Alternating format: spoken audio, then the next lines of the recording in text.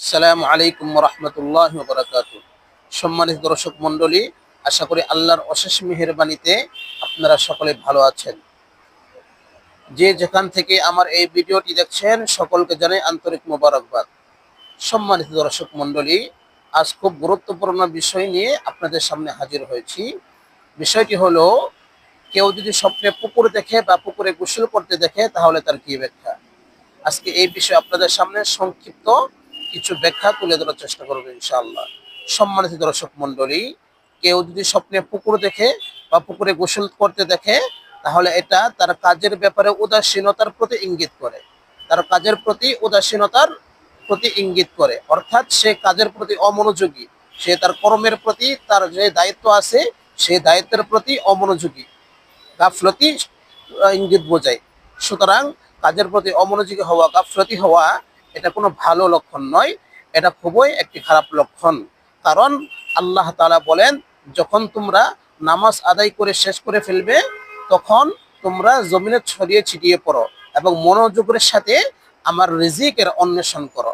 এখানে আল্লাহ তাআলা মনোযোগের সাথে রিজিকের অন্বেষণ করার কথা বলেছেন। আর আমরা যদি কাজে অমনোযোগী থাকি তাহলে এটা খুব একটা ভালো লক্ষণ নয়। এটা হলো এক নম্বরের ব্যাখ্যা।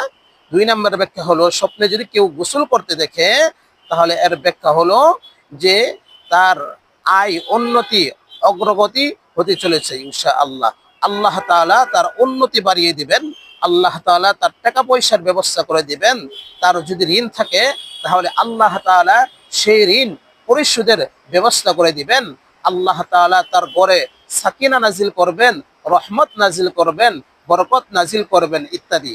আল্লাহ তাআলা আপনার জীবনকে সুখময় করে তুলবেন, এইগুলো বোঝায় স্বপ্নে যদি কেউ গোসল করতে দেখে বা পুকুর দেখে, তাহলে এটি খুবই ভালো একটি লক্ষণ।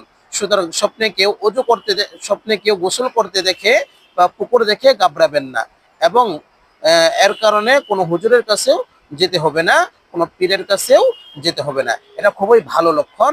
আপনি যদি এমন স্বপ্ন দেখেন তাহলে আপনি আল্লাহর কাছে শুকরিয়া আদায় করবেন যে আল্লাহ, তুমি আমাকে এত ভালো একটি স্বপ্ন দেখিয়েছো। তো ভিডিওটি কেমন হলো সবাই লাইক কমেন্ট করে জানিয়ে দিবেন ইনশাআল্লাহ।